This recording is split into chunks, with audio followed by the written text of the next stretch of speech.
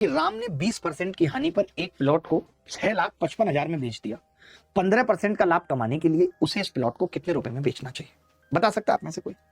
कैसे करते? एग्जैक्ट उत्तर कैसे निकालते? मैंने आपको इतनी बार, हजारों बार कम से कम ये बात कही कि जब ऑप्शन बहुत दूर दूर होते, देखना 7 लाख, 6 लाख, 8 लाख, 9 लाख, बहुत दूर दूर ऑप्शन है, तब हम हमेशा अप्रोक्सीमेशन लगाते हैं। कैसे? मैं ये कह रहा हूं कि अगर मैंने 20% की हानि पर किसी को बेचा दुर्गा जी, तो मैंने बेसिकली 80% पे बेचा। ये कह सकता हूं या नहीं? 80% पे बेचा है, जिसकी कीमत कितनी है? 6,55,000। यही है, सही है।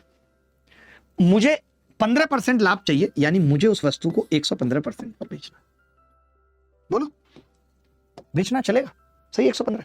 आपने खुद कहा कि अगर आप अप्रोक्सीमेशन की बात कर रहे हो, तो ये 8 8 बार के आसपास जा रहा है 8 बार। मैंने 115 को 8 बार करा तो 800 और 15 120, 920, यानी उत्तर 9 लाख से बड़ा होगा। एक ही ऑप्शन है। अब मैं इस सवाल में एग्जैक्ट बिठा रहा हूं, मैं पहले 80 और 115 को काट रहा हूं। मेरा फर्ज तो ये है ना कि जब मैं ऐसा सवाल देखूं तो मैं ओरल कर पाऊं कि भाई 8 8 64 और 115 8 900 समथिंग, 900 समथिंग में एक ही ऑप्शन है, that is the correct answer. Examiner चाह ही नहीं रहा कि आप इस सवाल को लंबे तरीके से करें। Examiner doesn't want. मैं अभी 2026 के भी सवाल लेके आया हूं जिनका सोल्यूशन आप देखेंगे, वो सवाल 2025 में भी आए थे, तब भी आपने घटिया सोल्यूशन सीखे, क्योंकि आपको तो बड़ा वीडियो दिख जाता है आरआरबी एनटीपीसी टॉप 300। वो टॉप 300 सवाल होते हैं, सोल्यूशन नहीं होते वो। मैं बार बार यही बात समझा रहा हूं।